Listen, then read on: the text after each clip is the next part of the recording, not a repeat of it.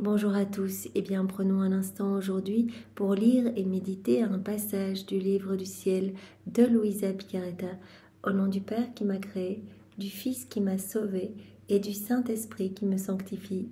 Amen. Jésus, je m'immerge en toi, dans ton acte unique et éternel d'amour, dans ta divine volonté. Je m'unis à toi, je m'identifie à toi, je me consume en toi, je fonds ma volonté dans la tienne, je la fusionne dans la tienne.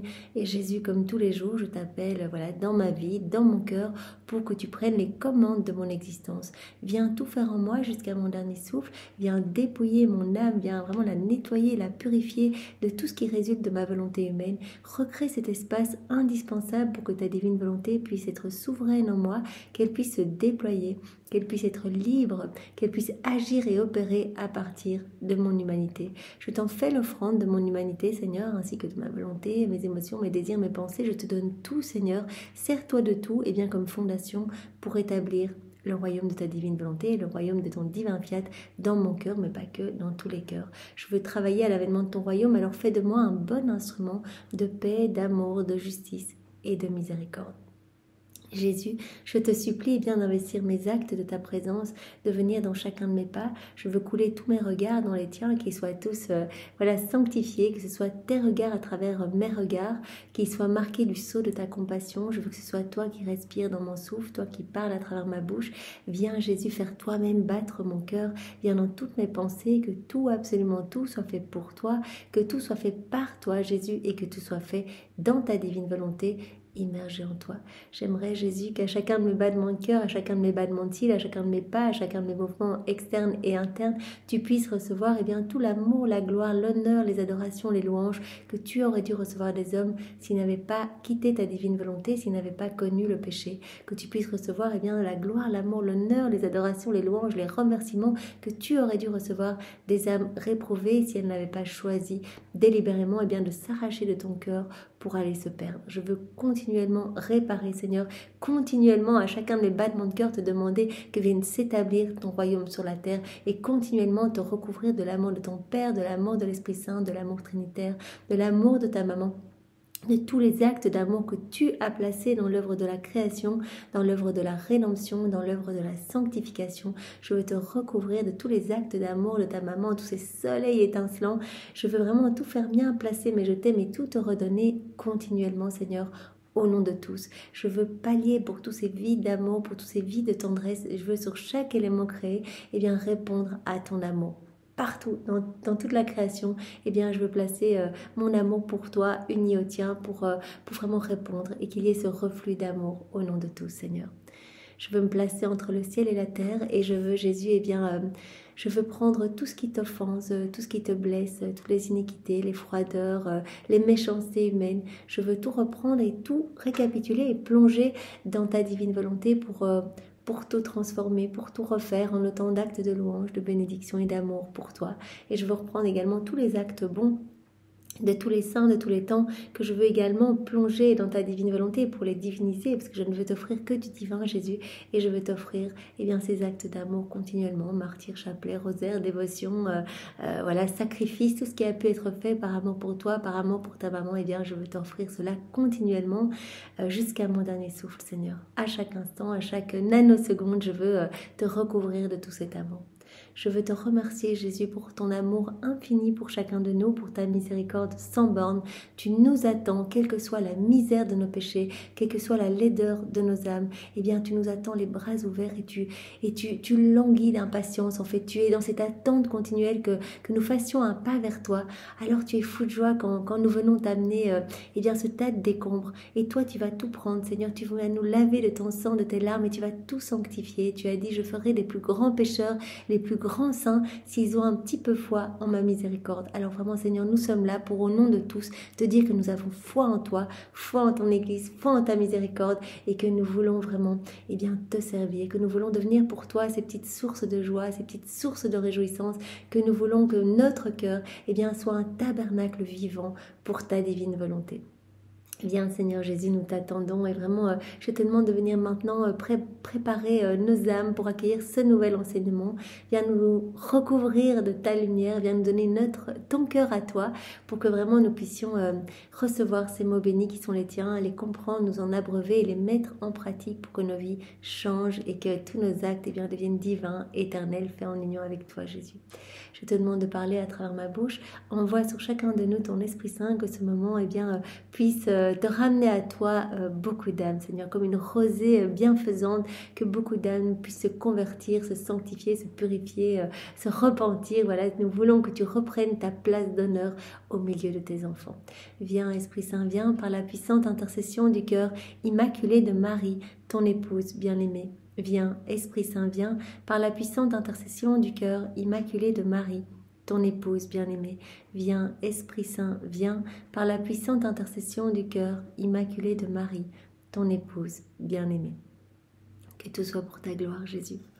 Alors le passage que nous allons méditer est celui du 17 mars 1929, donc nous sommes dans le volume 25 et c'est notre sœur Louisa qui parle. J'étais tout abandonnée dans le divin fiat. Je sentais mon pauvre esprit immergé dans la mer de sa lumière infinie, et mon adorable Jésus, se manifestant en moi, me dit, immergé dans cette mer de lumière, voilà, comme nous venons de le faire, nous nous sommes plongés dans la divine volonté, on est dans cette mer où il y a absolument tout, toutes les œuvres divines, toutes les attributs divins, il y a tout. Les qualités divines, il y a l'humanité de Jésus, il y a sa volonté, il y a absolument tout, et on s'y plonge, on est dans cette lumière, comme Louisa. Et mon adorable Jésus se manifestant en moi me dit, « Ma fille, ma divine volonté est dans l'acte de former des naissances continues. » La divine volonté, à chaque fois qu'elle donne une nouvelle vérité à Louisa, eh bien c'est une vie divine. En fait, Dieu sort une vie divine de lui. En fait, chaque vérité est une nouvelle naissance, une nouvelle vie. Dans ces naissances, elle génère et donne naissance à la lumière. Ces vérités accueillies nous transforment. Il y a comme une fragrance céleste dans notre âme. Vraiment, notre âme devient lumière. Elle génère et donne naissance à d'autres vies semblables à elle-même. Il suffit que nous parlions de ces vérités et non seulement nous gardons cette lumière à l'intérieur de nous, mais cela donne naissance d'autres naissances. Cela propage cette lumière partout. Elle génère et donne naissance à la sainteté et à la beauté, à d'autres vies semblables. La première génération est formée en notre sein divin, puis sortent de nous les innombrables naissances. Mais sais-tu quand nous formons et générons ces naissances ? Lorsque nous voulons manifester une vérité, nous la générons tout d'abord en notre sein comme une chair enfant, puis nous la sortons de nous comme une naissance, afin qu'elle puisse descendre vers les créatures et donner à celle qui la reçoit la liberté de la laisser générer pour qu'elle puisse produire plus de naissances, et que les créatures puissent avoir ainsi notre cher enfant généré en notre sein. Donc Jésus dit, eh bien, lorsque nous voulons manifester une vérité, elle est d'abord générée en nous. Et puis, cette vie divine sort de la Trinité, est déposée dans le cœur de Louisa, qui est la dépositaire de toutes les vérités relatives à la divine volonté, à tous les biens irrelatifs. Et nous générons tout d'abord en notre sein cette vérité, cette chair enfant, puis nous la sortons de nous comme une naissance afin qu'elle puisse descendre vers toutes les créatures et donner à celle qui la reçoit la liberté de la laisser générer pour qu'elle puisse produire plus de naissances. On a tous la liberté, une fois qu'on a reçu ces vérités, chaque vérité que nous accueillons, d'en parler autour de nous et de parler de cette vérité, va créer une naissance dans l'âme qui va recevoir, qui va accueillir, si son âme est bien disposée à accueillir. Que les créatures puissent avoir ainsi notre cher enfant généré en notre sein. Nos vérités descendent donc du ciel afin de générer dans les cœurs et former la longue génération des naissances divines venant de moi. C'est tellement beau. Ainsi, ma fille, chaque vérité que je t'ai manifestée sur ma divine volonté était une enfant générée dans notre sein paternel. Voilà, chaque vérité est une vie divine et comme un enfant généré dans le sein paternel qui est déposé dans le cœur de Louisa, la dépositaire. Et voilà, toutes les personnes qui vont se plonger dans ces écrits du ciel et accueillir ces vérités, ces naissances vont être générées en elles également. Et donc vraiment, elles vont être remplies de cette lumière, de ces fragrances célestes, etc. Chaque vérité que je t'ai manifestée sur ma divine volonté était une enfant générée dans notre sein paternel, de sorte que, lorsque nous la sortions, elle t'apportait l'enfant de notre lumière, de notre beauté, de notre sainteté et de notre amour. Et si la grâce t'a été donnée de les sortir, les partager, de les mettre par écrit, toutes ces vérités, c'est parce qu'elles ont trouvé en toi l'espace et la liberté de pouvoir générer.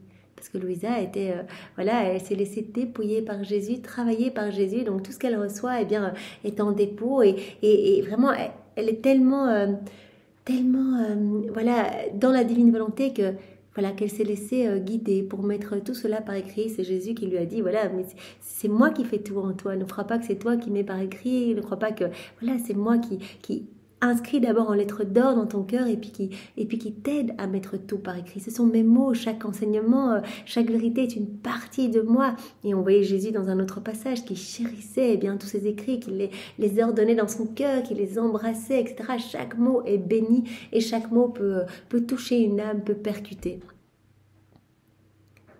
Voilà. Et si la grâce t'a été donnée de les sortir, de les mettre par écrit, c'est parce qu'elles ont trouvé en toi l'espace et la liberté de pouvoir générer. De telle sorte que, incapable de contenir en toi les si nombreuses naissances des enfants de nos vérités, tu les as manifestées à ceux qui avaient le bonheur de t'écouter. Voilà, cela débordait partout de Louisa. Elle était tellement remplie de toutes ces naissances, de toutes ces vies divines, que vraiment, elle avait ce besoin de mettre par écrit, d'en parler autour d'elle, etc. Voilà, tu les as manifestés à ceux qui avaient le bonheur de t'écouter. On peut dire par conséquent que celui qui ne prend pas ces vérités en considération est un de nos enfants qui n'apprécie pas et n'aime pas les plus grandes choses qui existent au ciel et sur la terre. Quelqu'un qui se plonge un petit peu dans les écrits du ciel et puis qui se dit non, ça m'intéresse pas, je veux pas prendre ces vérités en considération. Et bien quelque part, il passe à côté des plus grands trésors du ciel. C'est quelqu'un qui n'aime pas les plus grandes choses qui existent, comme dit Jésus, au ciel et sur la terre. C'est ce qu'il y a de plus grand, une vérité divine, une petite méditation comme nous faisons sur une des vérités. Une vérité vaut plus que toute la création ensemble, puisqu'une vérité est comme une naissance, est une vie divine, tandis que les éléments créés sont des œuvres divines. Et n'étant ni aimées ni estimées, les vérités en viennent à suffoquer. Elles en viennent à suffoquer ces enfants et à empêcher leur génération. Il n'est pas de mal plus grand que celui-ci. Donc voilà, ceux qui n'apprécient pas et n'aiment pas les choses les plus grandes, qui sont données par Jésus, en fait, toutes ces vérités, en fait, on vient comme à étouffer, en fait, ces vies.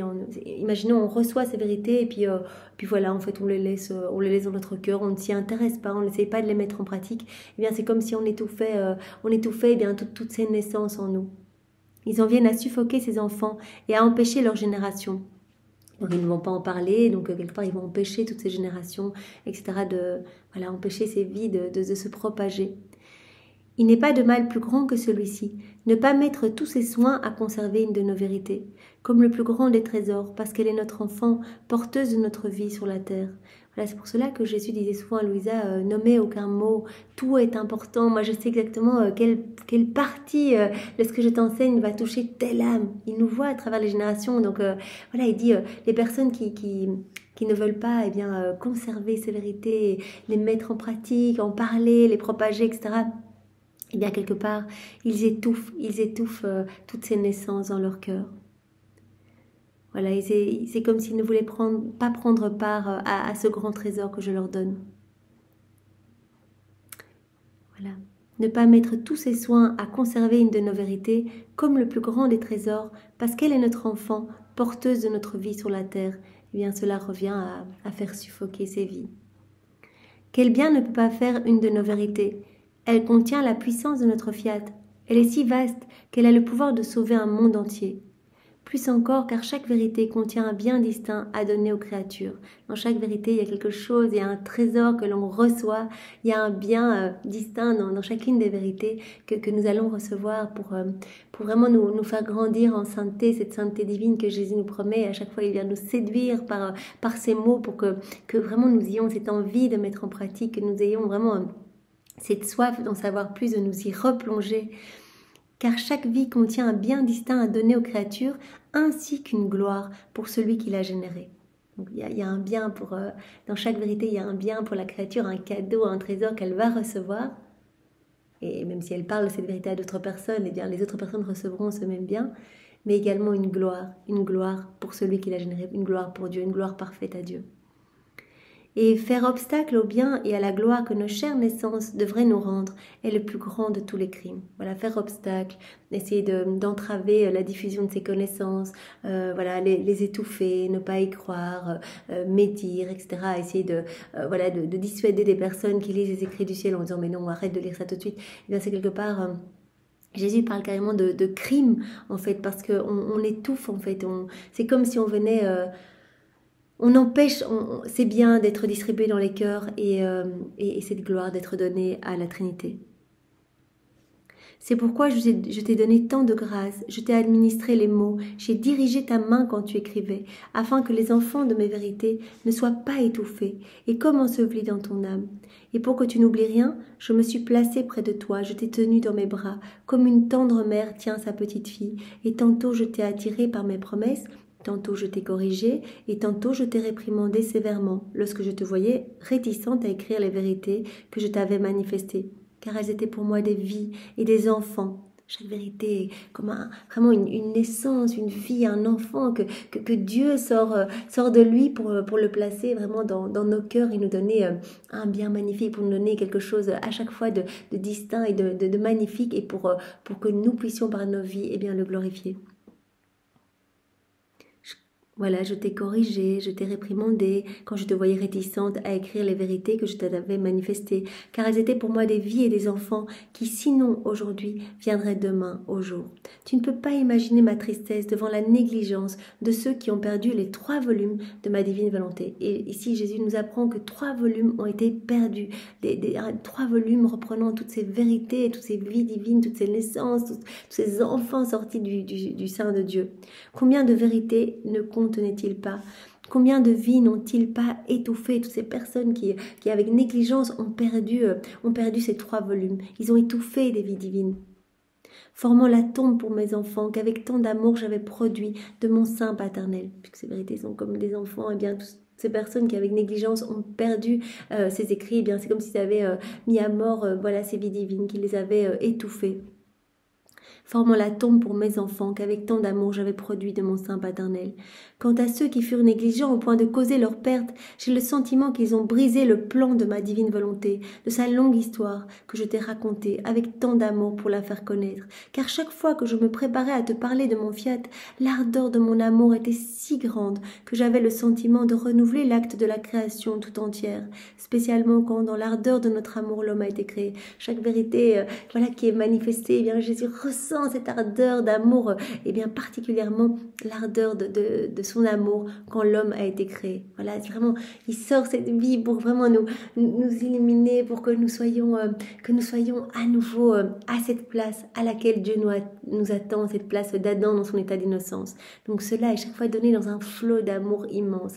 Et donc Jésus dit, mais toutes ces âmes qui avec négligence voilà, ont accueilli ces vérités, qui ont regardé et puis qui ont même perdu les 3 volumes, eh bien, quelle tristesse pour mon cœur, parce que chaque vérité est si importante, tellement importante, c'est un précieux trésor qui vaut plus que vraiment tout l'univers entier, qui vaut plus que toute la création entière.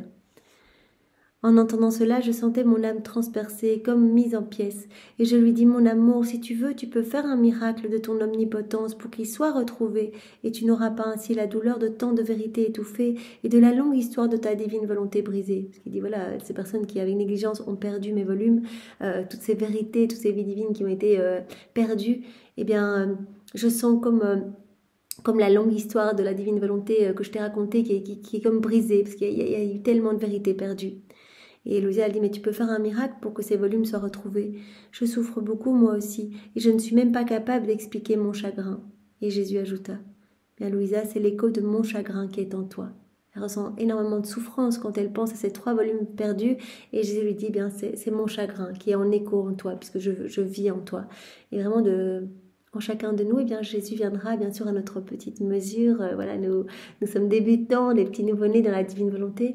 Eh bien, mais Jésus viendra également vivre en nous si nous lui en donnons l'autorisation.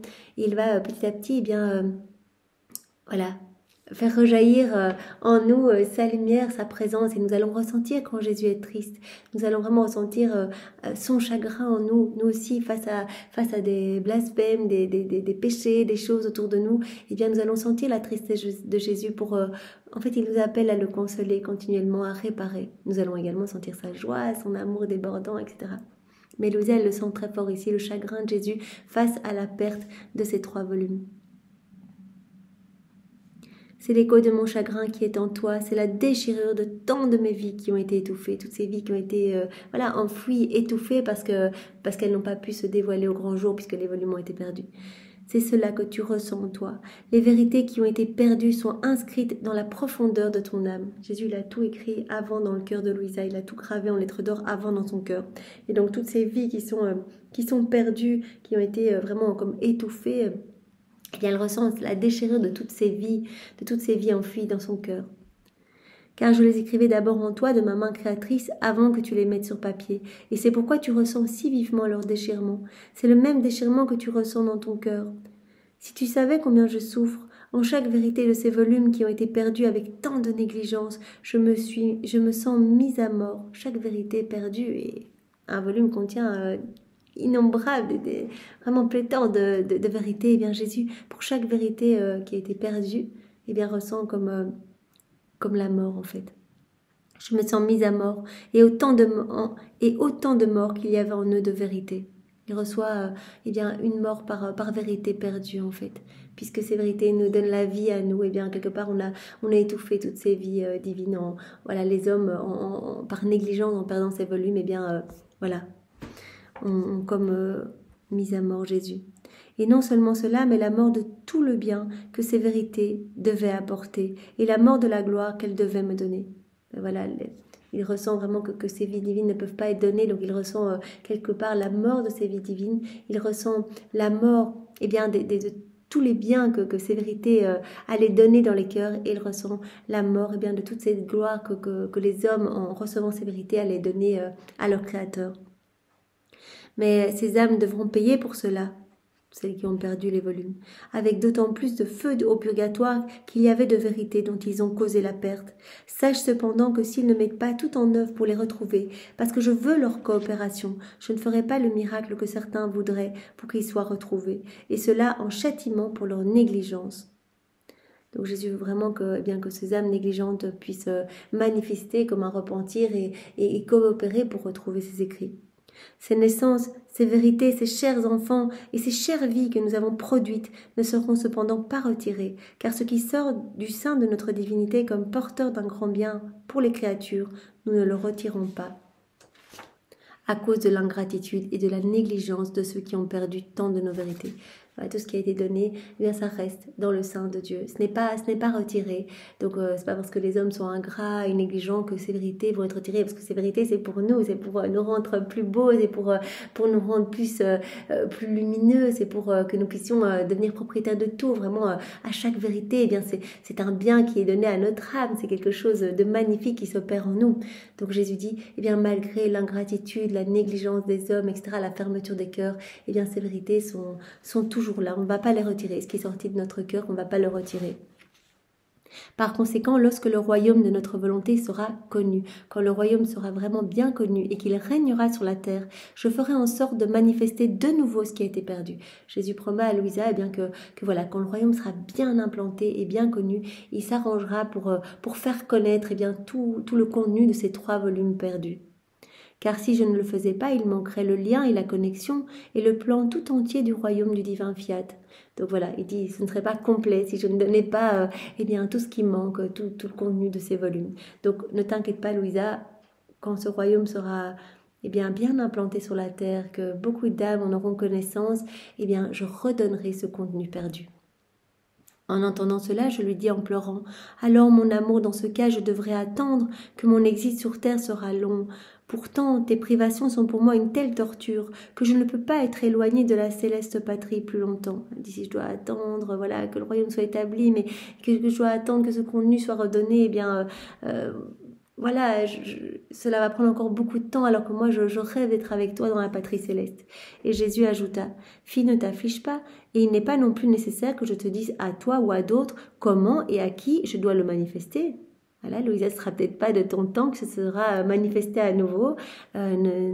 Fais-moi confiance, ce sera manifesté en son temps, un temps qui sera décidé par moi. Voilà. Il n'est pas nécessaire que je te dise à toi ou à d'autres comment et à qui je dois le manifester s'ils ne retrouvent pas ce qui a été perdu. En ce qui te concerne, fais ce que tu as à faire pour le royaume de ma divine volonté. Continue, écris, fais tes rondes, reste les yeux fixés sur moi, continue et ne te soucie pas du reste, je m'occupe de tout. Lorsque tu auras accompli le dernier acte que nous attendons de toi pour l'accomplissement de notre divine volonté, quand voilà tu auras reçu la dernière connaissance et que tu auras accompli le dernier acte que nous attendons de ta personne, eh bien pour l'accomplissement de notre divine volonté, eh bien nous viendrons te reprendre. Ton Jésus ne perdra pas une minute pour t'emmener dans ses bras vers la céleste région. N'est-ce pas ce que j'ai fait dans le royaume de la rédemption ? J'ai tout accompli sans rien omettre, afin que rien ne manque de ma part et que tous puissent recevoir le bien de la rédemption. Et après avoir tout accompli, je suis montée au ciel sans attendre le résultat, en laissant cette tâche aux apôtres. Voilà, Jésus dit, voilà, quand tout sera accompli, que je t'aurai donné eh bien, tous ces enseignements, toutes ces vérités, eh bien, je n'attendrai pas une minute de plus quand tu auras fait le dernier acte que j'attends de toi pour t'emmener avec moi au ciel. C'est ce que j'ai fait pour la rédemption, j'ai tout accompli et puis après voilà, sans rien omettre, afin que rien ne manque de ma part et que tous puissent recevoir le bien de la rédemption. Et après avoir tout accompli, eh bien, je suis montée au ciel sans attendre le résultat, en laissant cette tâche aux apôtres. Ce sera la même chose avec toi. Par conséquent, sois attentive et ramasse ton courage. Sois attentive, ne te soucie de rien et continue à partager avec moi eh bien, tout. En restant unie à moi, eh bien, je continue ma vie en toi. Et donc, continue à me consoler quand tu ressens ce chagrin dans ton cœur. Continue à te réjouir avec moi de la joie que tu ressens. Continue à réparer eh bien, pour toutes les offenses, toutes les froideurs, toutes les méchancetés humaines. Continue de me louer, de me bénir, de me glorifier continuellement. Continue de placer tes actes d'amour partout dans toute l'œuvre de la création, de la rédemption, de la sanctification. Continue ce que tu es en train de faire. Accueille mes vérités, mets-les par écrit et vraiment, ne t'inquiète pas, je viendrai te prendre voilà, quand j'aurai décidé que vraiment tout a été donné pour que les âmes puissent vraiment s'en abreuver et se laisser transformer. Merci Seigneur, eh bien garde-nous toujours attentifs à toi et utilise-nous nous aussi à notre petite échelle pour que nous puissions te servir et que nous puissions eh bien diffuser, propager tes vérités Seigneur. Tu nous as dit que c'était tellement important et que c'était voilà comme des naissances, des vies divines, des naissances qui sortent de toi. Eh bien, nous voulons générer d'autres naissances en parlant autour de nous. Et vraiment, nous savons que la divine volonté a cette vertu communicative, générative, voilà, de déverser dans les cœurs, eh bien, partout où elle est établie, eh bien, sa lumière, sa splendeur, vraiment, pour que l'âme vive dans cette plénitude de beauté, de sainteté, de bonté, de tout. Alors Seigneur, utilise-nous et que vienne le règne de ta divine volonté le plus rapidement possible sur la terre, Seigneur. Nous t'aimons avec ton amour au nom de tous. Au nom du Père et du Fils et du Saint-Esprit. Amen. Soyez tous bénis. Au revoir.